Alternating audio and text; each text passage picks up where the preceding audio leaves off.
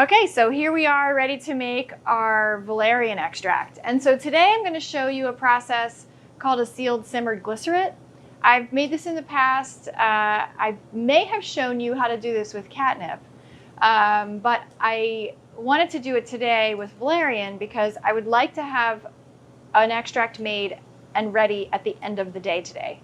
And when you do a sealed simmered glycerite, it allows you to extract aromatic extracts, make aromatic extracts very potent, very aromatic in a quick amount of time because you're basically cooking it, but you're cooking it in a way that maintains the aromatics because you're doing it in a sealed canning jar.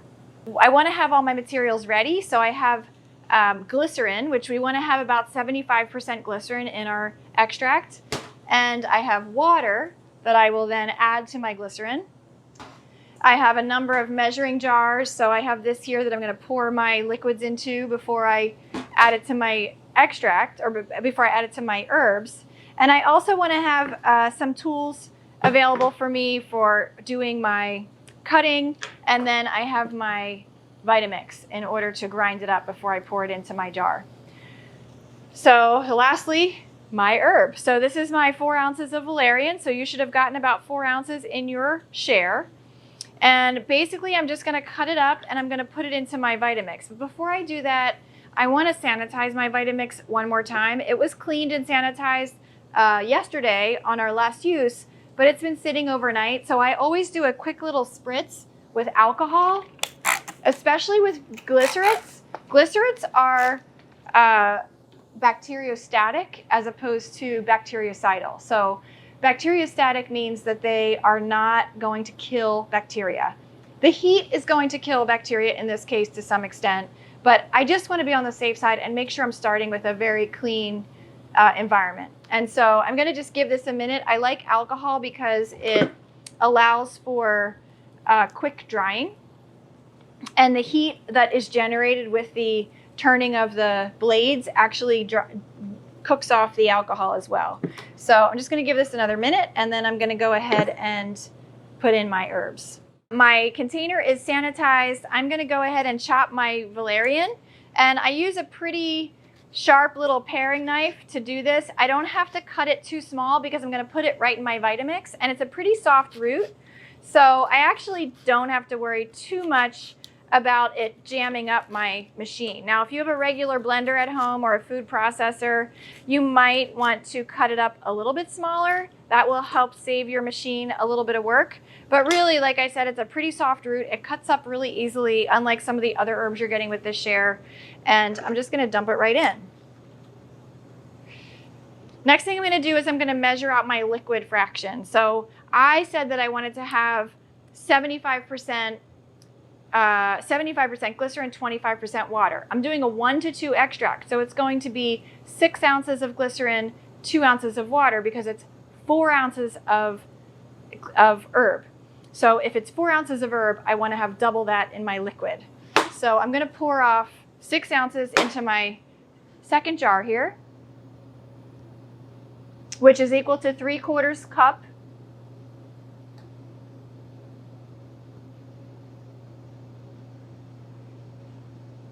And if I'm erring on the side of caution, I might even go a little tiny bit higher on the glycerin. And then I'm going to add 2 ounces of water to total 8 ounces, or 1 full cup of liquid. And we are there. The concern with adding too much water is I don't want to decrease the preservability of my product. So the higher the percentage of glycerin, the higher the chances that my extract will last. So I'm going to go ahead and pour this right into my valerian here. And the glycerin is very, very thick, so it might take a minute. I'm going to use my spatula to kind of pour it out of the container. You want to get every single drop that you can of this glycerin. Glycerin's a fairly expensive product, so you want to make sure you're not wasting any of it.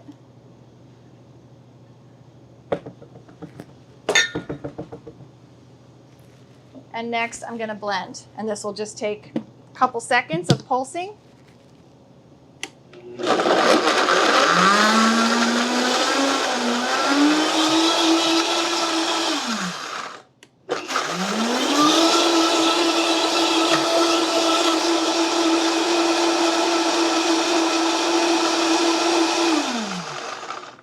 pulse it one more time, and then I'm going to pour it right into my jar. All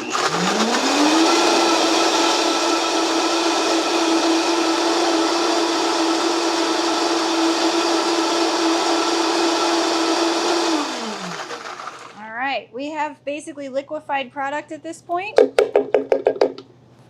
going to go ahead and show you what that looks like. Now, we don't want to run it too long because the Vitamix is very warming, and I don't want to heat this up. So I am going to just minimally chop it up in the Vitamix, and then I'm going to pour.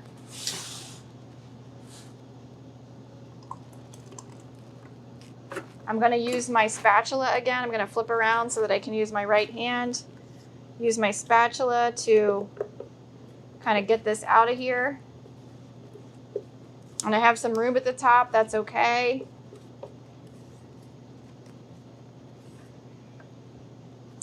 And I didn't mention this, but everything that I'm using today has been sanitized with my alcohol. If you don't have alcohol, you could certainly use a 10% bleach solution.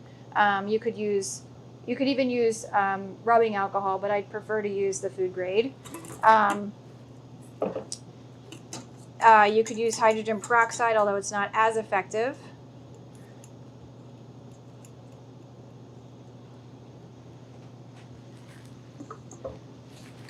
I'm going to put my lid on.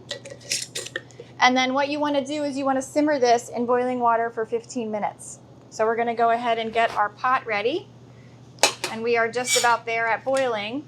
And I'm using just a regular pot. I'm not using a canning jar. So one of my hacks that I do to keep this jar from sitting on the very bottom of the pot is I use canning jar lids. And so I create a base of canning jar lids and plop this right on top. So we'll come back, we'll put this in here, we'll come back in 15 minutes, we'll pull it out and pour it. Here's my canning jar, and I have the herbs are covered with the water. I'm gonna cover that, and I have it on high. See how this is doing? Woo! A few more minutes. All right, so our Valerian sealed simmered glycerite has now cooked for over 15 minutes. I pulled it out of the jar and I let it cool a bit. Now the reason that you want to let it cool is so that you're not losing the aromatics that you put the lid on to keep in.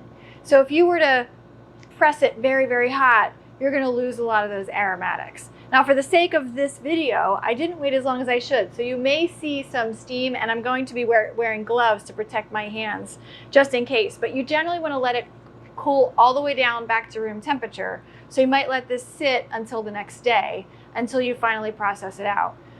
In this case, I want something fairly quickly for the sake of the video, but also I actually have a husband who's in serious back pain, and so I want to be able to give him some of this Valerian ASAP because it's a potent antispasmodic and sedative to the central nervous system. So I'm hoping it will help him relax and have his back spasms stop freaking out at him because he can barely walk right now. So that's an example of how you can use the valerian extract. Another way you can use the valerian extract is as a base in a sleep formula.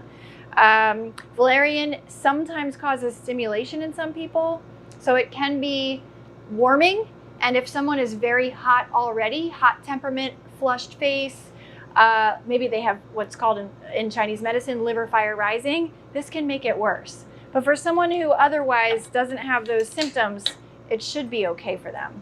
So I'm going to go ahead and pour my jar right into my strainer with cloth overhead. And I'm protecting my strainer from falling by keeping another jar nearby that I'm leaning the handle on. So it should pour pretty easily because it's pretty liquefied. I'm just going to let this drain out. And if I had my little spatula, I would use that to speed this up, but it's okay. I'm going to put this aside. Now you can see that it's already pouring out, but we're going to help it along by squeezing it.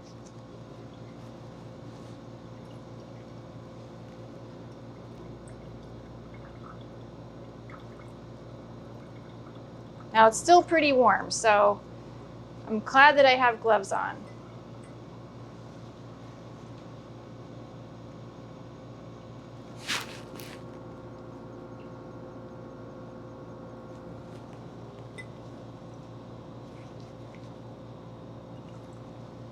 And what happens sometimes with these extracts and the cloth is the cloth actually kind of clogs it up a bit and it's hard to get it all out. So you sometimes have to press pretty hard to get that extract separated from the plant material. And what I usually do is I twist. So I twist and squeeze it a bit more. And as you twist it, you can see that it's coming out more. Twist and squeeze. Twist and squeeze. And because it's so warm, I'm not pressing too hard.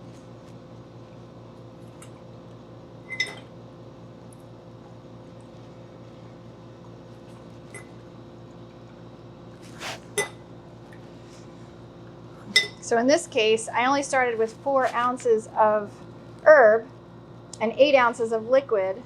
So I'm not going to get that much out of this extract. I expect maybe 7 ounces, 6 ounces, 7 ounces. And right now we're not quite there. So I imagine that there's still quite a bit still sitting in this bag. So I'm going to let it come out slowly. Try to squeeze out as much as I can.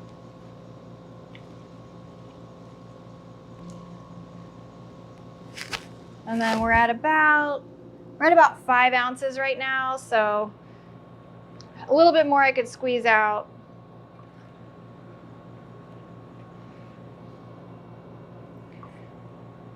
And I'm gonna let this cool and I'm gonna squeeze out the rest a little bit later. What you can do at this point, because it's getting more difficult to squeeze, you can use a ricer, one of those presses that presses kind of rice-like particles from things like potatoes. And you can press it inside the ricer and it actually helps squeeze it out for you. But we're just about there. So I'm gonna go ahead and pull this off and I'm gonna show you the finished product, which is a nice, beautiful, aromatic floral valerian extract. Safe enough for kids. There's no alcohol in here. So, dosing of valerian root. So valerian root's a fairly safe herb. You can take in higher doses up to, say, 1/4 teaspoon at a time. You would increase the frequency if you needed to, if a person is having an acute issue like my husband having back spasms right now. I'm going to give him about 1/2 teaspoon every other hour or so. Or I could break that down to like 1 milliliter every hour until his symptoms resolve. The more you give, the more sedative it's going to make the person, and the more likely the person will end up feeling hungover the next morning. Sometimes people report that with valerian. So you want to start with lower doses, particularly with someone who has difficulty sleeping. Start with a lower dose, maybe 2 to 3 mils, which is about 1/2 teaspoon. And that should be enough. If you need a second dose to help them sleep, I would give a dose about an hour before bed and then another dose at bedtime and hope that that helps their sleep issues.